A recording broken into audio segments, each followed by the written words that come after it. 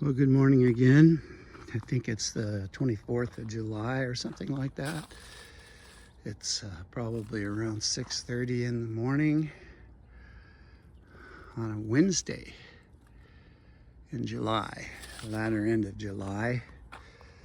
So we have garden isn't, at least it isn't 120. I mean, it really affected everything. That 120-degree heat factor really wiped out my plums. And they shriveled up. They weren't very sweet. Our dragon eggs were harvested before the heat. They were absolutely delicious. Same with the peaches. They were delicious. We have a late season peach tree right there. And behind that, the apricot. Well, we did have apricots. We got to give some away and eat some. My wife really loves them. I don't care too much for them. I don't like the fuzz on anything. And the peaches are really delicious, but the only way that I can eat them is to remove the fuzz. I can't stand the fuzz. Anyway, so we did do some spraying yesterday because trying to battle the whitefly and the aphids. I do see whitefly flying around in here. There are reports I'm hearing that this year's a very, very bad year for whitefly. So finally it looks like our crookneck, yellow crookneck squash, yeah, there's whitefly, I see them, are putting on blossoms. It's very nice. This guy isn't. So folks, when you see these dead and dying leaves like that, you need to clip them off. I'll do that after the video. Maybe I'll do it right now, just to show you. So you can vine these.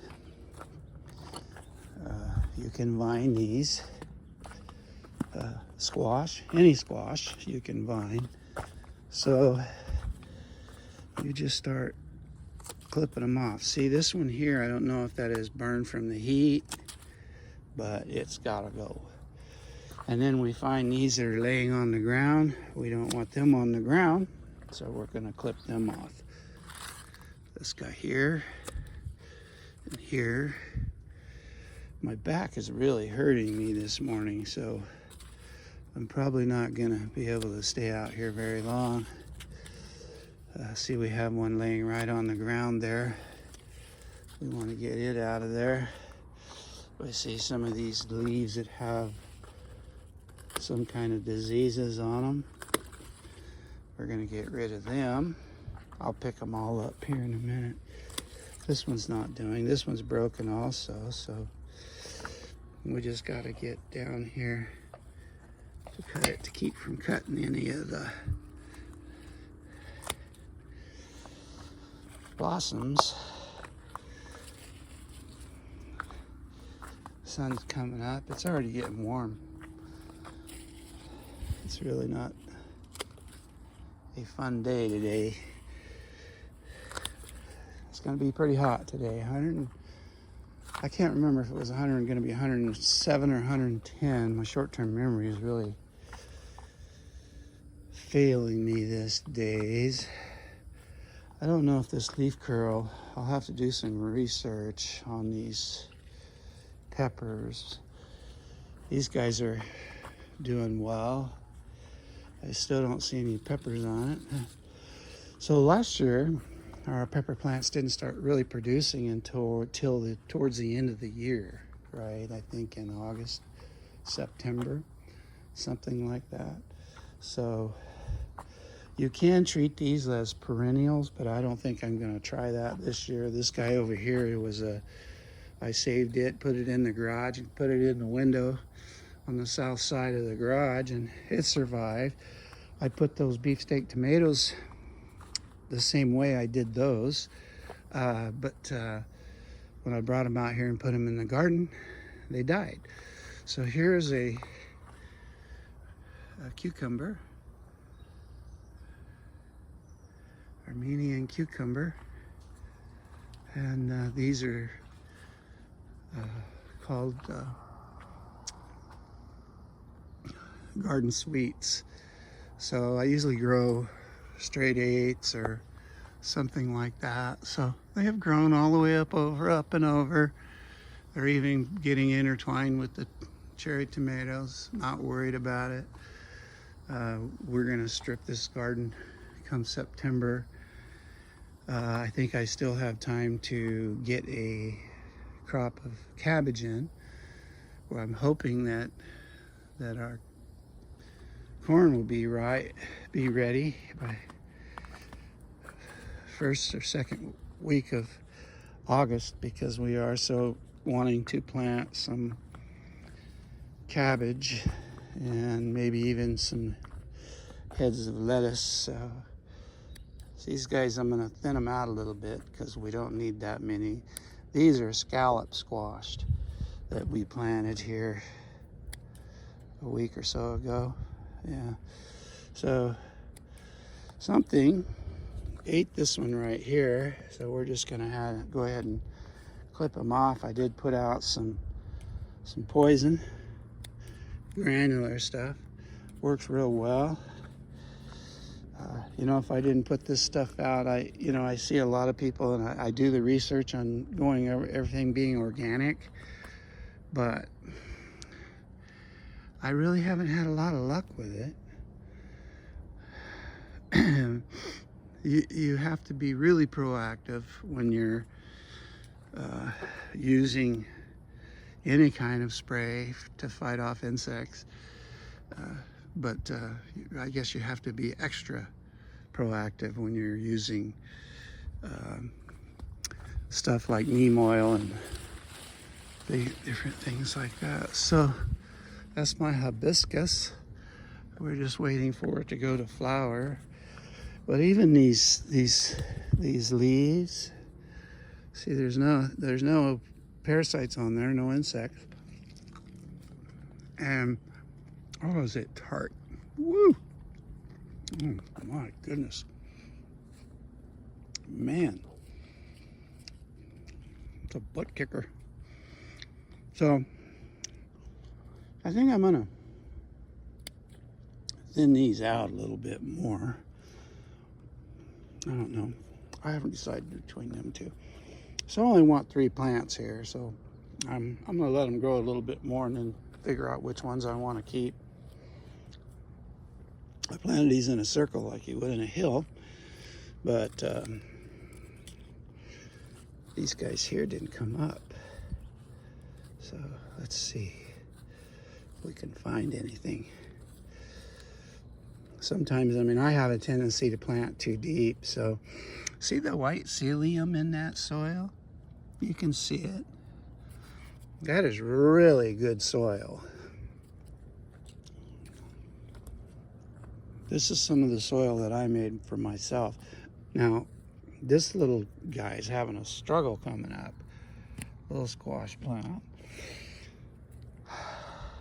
That'll be enough for that area there. I think we can be selective here. And, you know, it's too bad we thin out the ones that are most vibrant. Another little potato coming up. I did grow potatoes in these beds last year.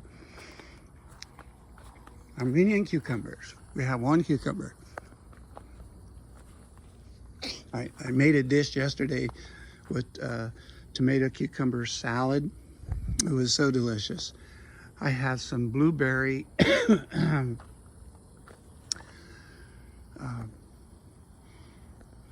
vinegar that I bought from a store down in olive oil and vinegar store down there in Old Sacramento a few years back, and so I mail order it whenever I want some of it. Is so delicious. It is so good. So I put some of that in there, and some red onions that I grew. And the good thing I got into my red onion pantry, because there was a rotten one in there. There always is. And so it got it out of there and washed all my other onions up and got all the rot funk off of them. You can usually smell them. They really smell vile when they're rotten. Anyway, so this is a pumpkin. that I do not see any blossoms on. The leaves are looking like they have a disease, and quite possibly can.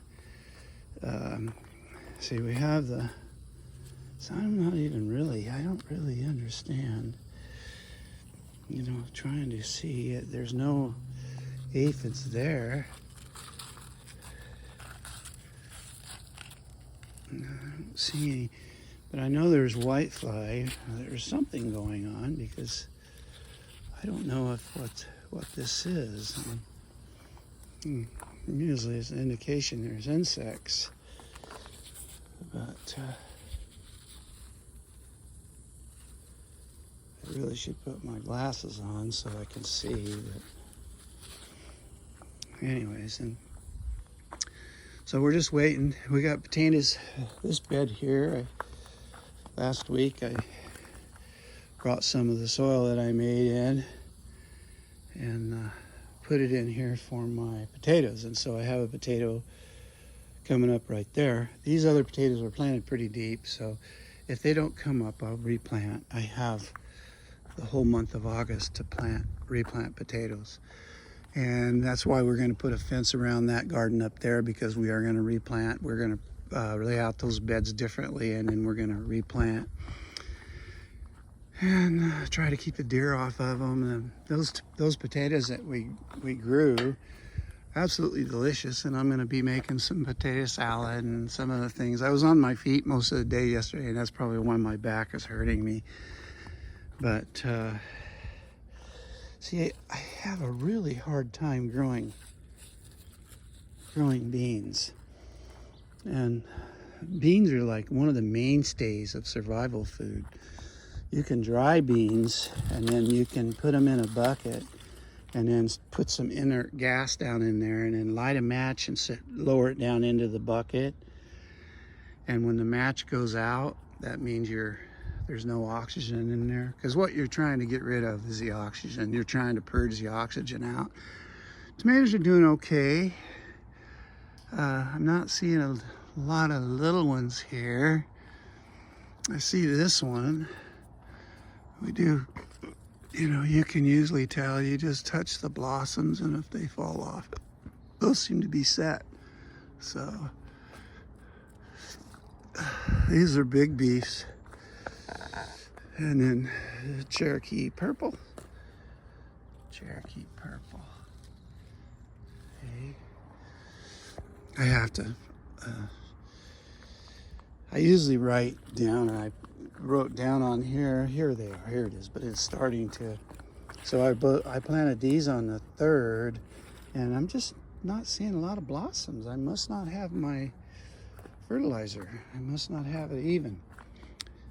So nitrogen is not always a good thing, you know. It'll create a lot of big high growth, but not a lot of blossoms. This one's I'm not concerned. We were giving it fish emulsion. Haven't fertilized in about 3 weeks, but I don't think we need to. I think they're okay. I think we have a lot of blossoms. I do not see the bees, and that disturbs me. Why the bees are not here. Anyways, let's go around and look.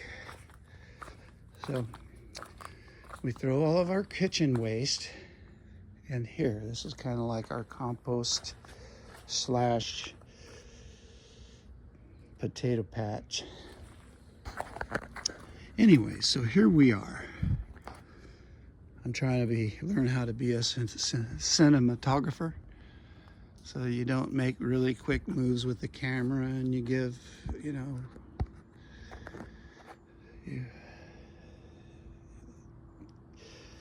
you give everyone the slow view.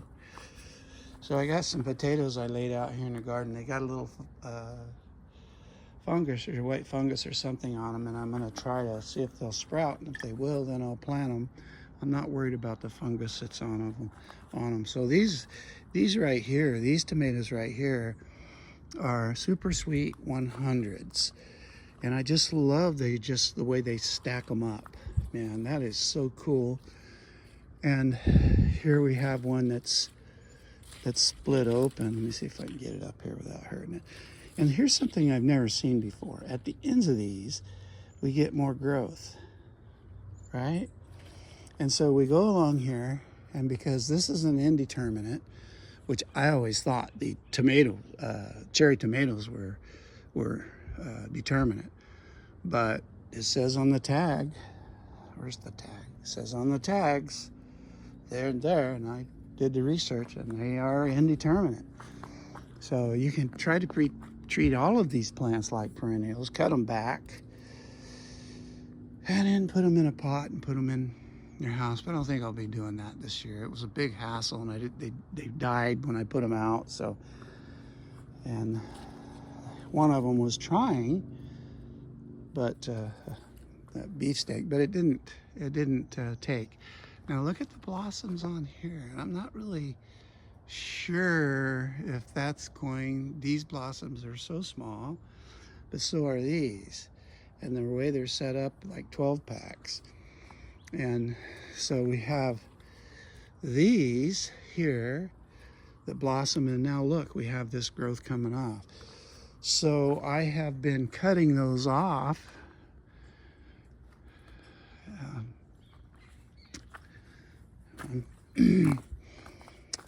cutting those growths off so that maybe we can figure out what's going on. And then this here, these are called purple boys, and this one limb here is doing okay, but this one is not. This one is not doing okay, excuse me, and this one is, and it's putting on tomatoes. So those are the ones that I used in that dish yesterday, tomato, cucumber salad, and I'll be making that again for sure.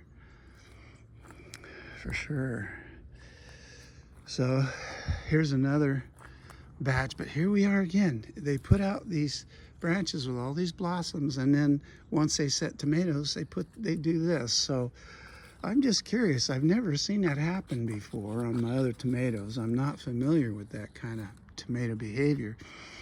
So, you know, I did cut some of those off, but I think I'm going to leave them and see what happens and put that in the memory banks. I should write a little journal about this. I used to keep a journal about everything I did back in the day, especially when I was contracting. You know, you have to go back and look because people lie, and you know, you have to, if you got it written down, you can show it to the judge in court if you end up in court. And you know, journals are good to keep, but I don't keep them.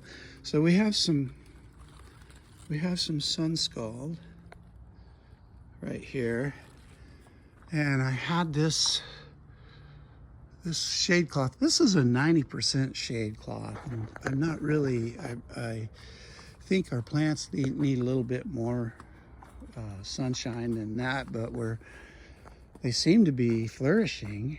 They're a little bit yellow. I really don't like giving them any nitrogen, and I might try it, you know.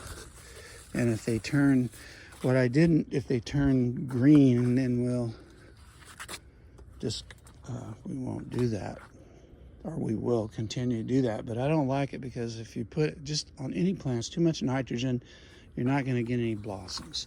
All you're going to get is a lot of growth. Now this little pepper plant right here, he is not putting on any peppers. He's greatly sheltered. That's why I think we need to take this cloth down and then move this 70% cloth that we have here over those tomatoes. Because see, these guys don't do real well in the direct sunlight. They say. But I have some out there that are in a direct sunlight that the deer are eating, and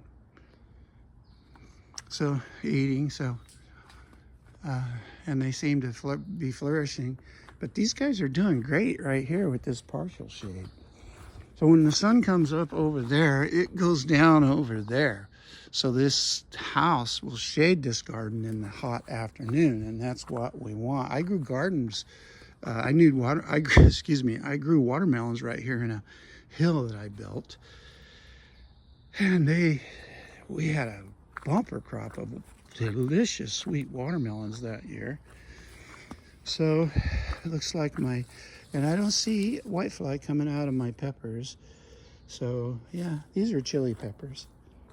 These are bell peppers. These are Bonnie green bells, and then we have more of the chili peppers. And then I think these are some lunchbox or something. I know these are lunchbox. I see something going on with this plant here. Huh. What's this? See, I don't see anything on these. Wait, what do we got here? Uh-oh, I see a whitefly. Yeah, see, I don't see any aphids. And these guys were infected really bad with aphids. And they got a shot of viral spray too. So, anyways, they're looking good. You shake them, and so what'll happen is, you know, I mean, any of the blossoms that are not set will fall off, which is a good thing. So these guys, now this is a lunchbox red, right? So we do have this guy here. He's just puts on one at a time, I guess. I don't know. Must not have good fertilizer or something. I don't know what goes on. I do my research, and then I try to figure out what's going on. Now, this curl on these leaves, I have tomatoes that are doing the same thing, but after doing the research, it's not a bad thing. I don't think it's anything we need to, they say it's not anything we need to worry about. I do see whiteflies. I just seen one fly by. Oh, there's one. Yeah, see? You can't see them on camera. So I got some spray mixed up. We're gonna go ahead and spray them probably this morning. Do it in the cool of the day. Of course, you don't want to do it when the bees are out. I do have some bee-friendly sprays, probably what I'll use to fight off the whitefly here. Oh yeah, there's whiteflies. But some of that is just dust. Yeah, it's dust, some of it, but it is whitefly. Oh, we have a bee visitor in our garden this morning. Yeah, I don't like to spray. I had to come out here last night and water. There was a big old buck standing right down there 20 feet from me. Big old 3-point in velvet. Made him nervous. And I didn't disturb him. I love the wildlife. I don't kill anything anymore. You know, when you get older,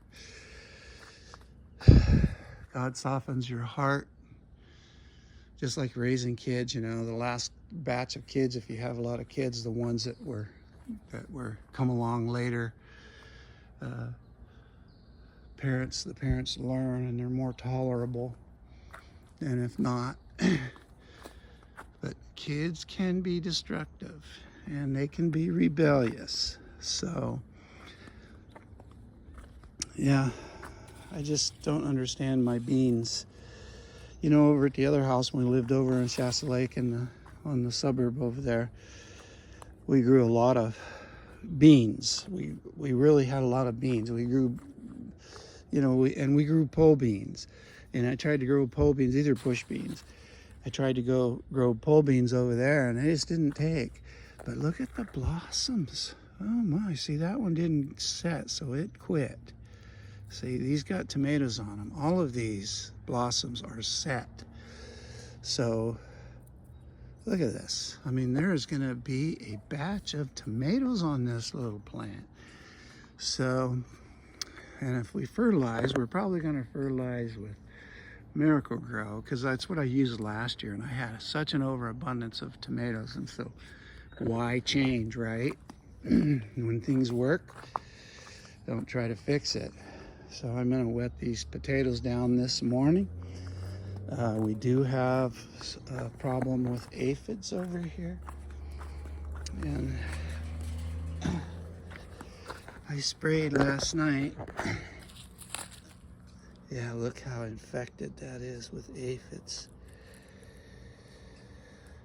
You know, that's the one thing about squash plants. If you make it till August with your squash plants and they produce you some squash before they get infected with aphids and whitefly, more power to you.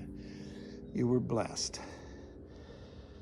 So there's some work here that needs to be done. I just don't like working in the heat. So it's even hard for me to come out here and do anything in this garden. And I shouldn't be just making a video. I should be taking care of it, and I will. I'm going to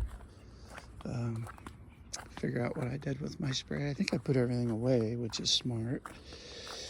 So this year we have also in the house, we're having a problem with those little bitty flies.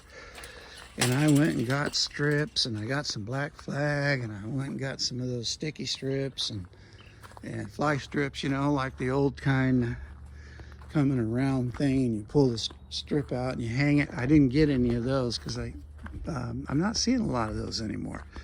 I guess they're too cheap. So I see the deer have been here.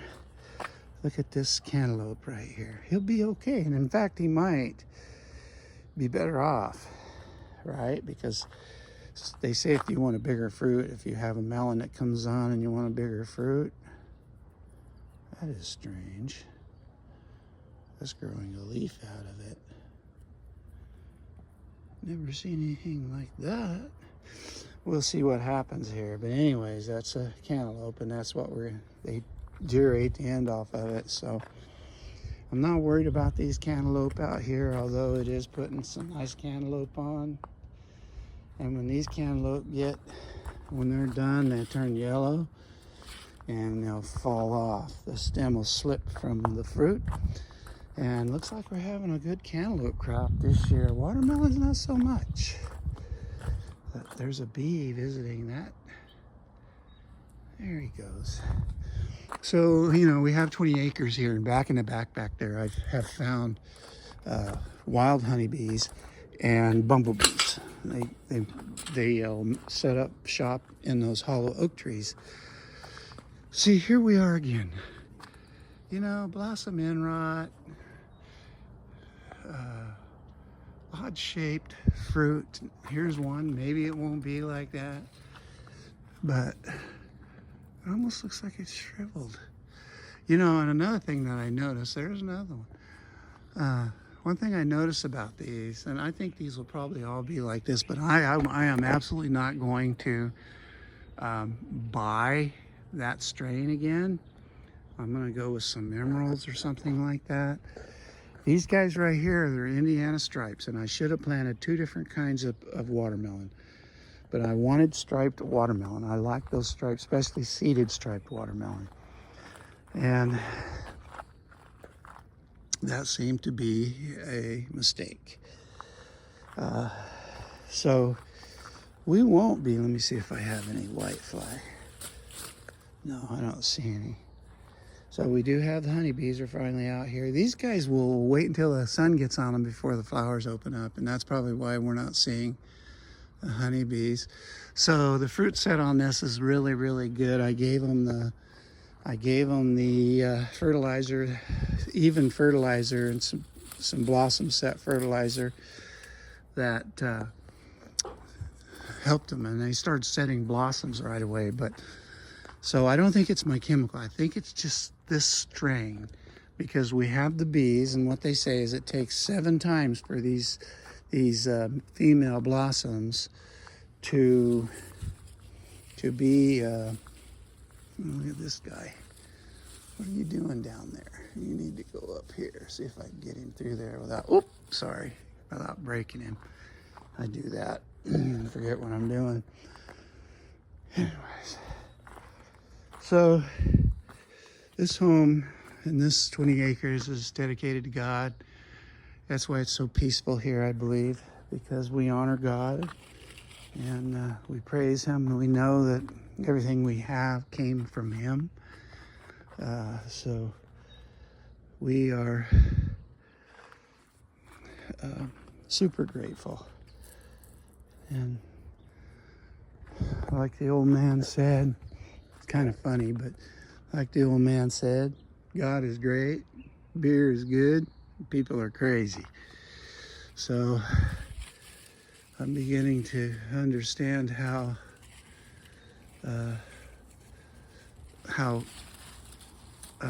that is true. So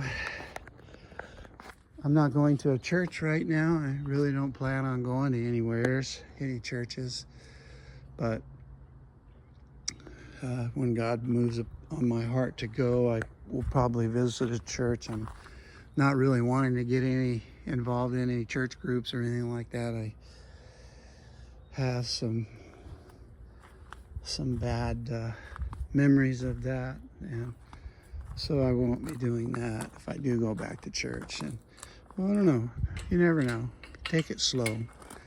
And if I do, I think I'll probably go to the Stirring.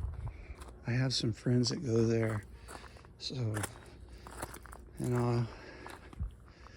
and they don't seem to get involved in a lot. Look at here, the deer ate the top off that. In some of the church groups, I'm not saying that it's bad. I'm just saying that I haven't had very many nice interactions with people in them groups. And we used to have groups at this place here. I don't think I'll be doing that anymore. I gotta find it within my heart to probably forgive these folks, but it's hard to do when they're Christians and they say things that are derogatory, or they treat you in a certain way, or they judge you, or any of that stuff. That and I'm just not made for that anymore. I just don't want to be involved with it. Anyway, so God will tell. Maybe He's just giving me time to heal. Anyway, so here we are with these. I've even went to some of them churches, and some of the people in there, they don't like outsiders, what they would call outsiders. And I've even been challenged to fights right in the sanctuary. And I didn't really understand why someone would do that right in the sanctuary, but yeah. So that pretty much killed it off for me. But and that didn't happen in just one church. It happened in a few different churches, so you can understand why I'm hesitant to go back to church. We'll see. God is good. He'll move it on my heart. Maybe He used me as an instrument. Most likely He did. Oh, the deer have visited my acorn squash. I got some those sprinkler heads that go off in movement. They have a sensor for movement, and when the deer come up to feed, that thing kicks on and hits them with a blast of water, and they don't like that. I used it one year for bears because bears were coming in and getting my fruit trees. So this corn right here, my tassels came on way before my corn did. Now these silks are already beginning to get dried out. These guys, if you look around on the ground around the beds, you'll see these guys right here are getting plenty of water, and maybe it's time to cut back. But something happened to this bed right here. It wasn't getting the water, and this system was tied into this controller here, and so we took it apart. It used to come in right here, and we just took this 3/4 inch ABS poly pipe. Excuse me, it's polyethylene. So we just took a very small drill bit and drilled the holes every 6 inches because that's what we wanted. Some of those soaker hoses only have openings on them every 12 inches.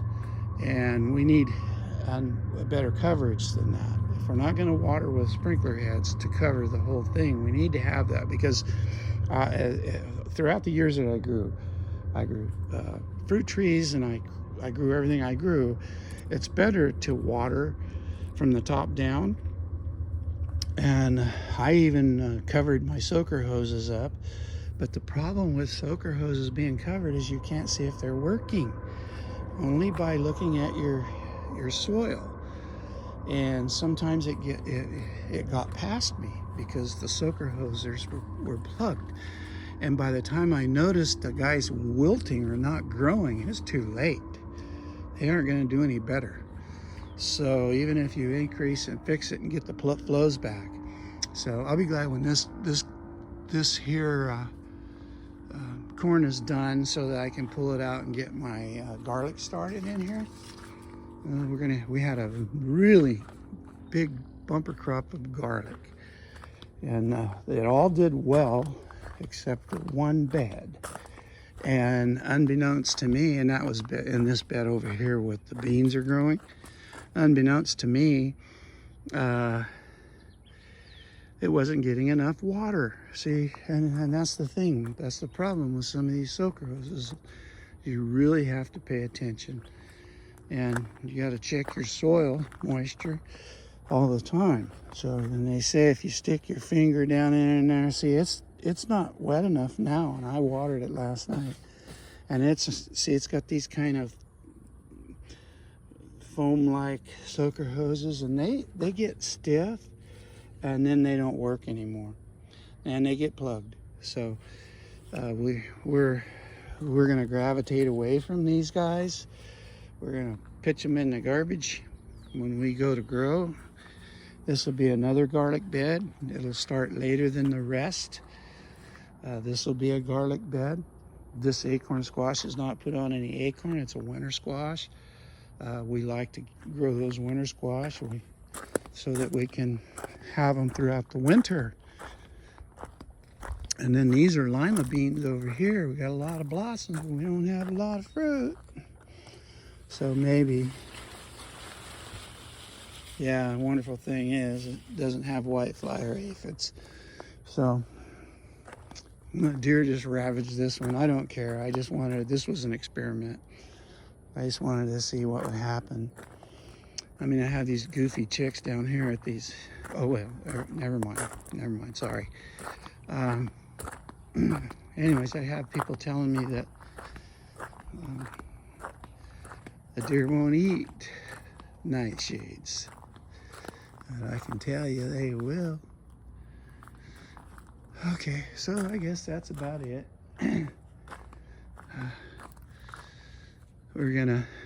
That's my Jeep there. Took it over there to have it fail smog, so I just non-opped it. And I'm gonna move her over into here. We got a little more room to get around it, and then we're gonna put it up on jack stands. We're gonna pull the wheels off of it and put them inside the storage, get them out of the weather. There's a lot of money in tires right there, so you got to protect your assets. So when we do move, I want to be taking that Jeep with me, and I'll load it up on a trailer and haul it up to wherever I'm gonna go. I really don't know where to move to.